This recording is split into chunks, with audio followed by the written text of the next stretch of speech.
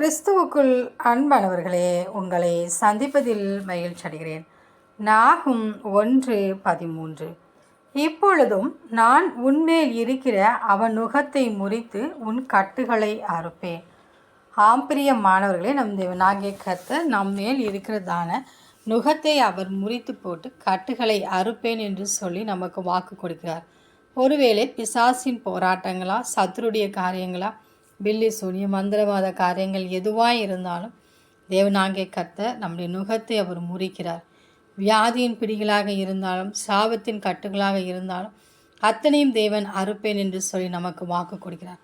நாம் ஒவ்வொரு நாளும் நம்மை அதிசயமாய் நடத்தி வந்த தேவனை நாம் துதித்து ஸ்தோத்தரிக்கும் போது இப்பொழுது கிரியை செய்கிற எல்லா அந்தகாரக்கூடிய வல்லமைகளை தேவனாகிய கர்த்தர் முறியடித்து கட்டுகளை அறுத்து நமக்கு ஜெயத்தை கட்டளையிடுவார். எனவே நாம் எப்பொழுதும் தேவனாகிய கர்த்தரை துதித்து கொண்டிருப்போம்.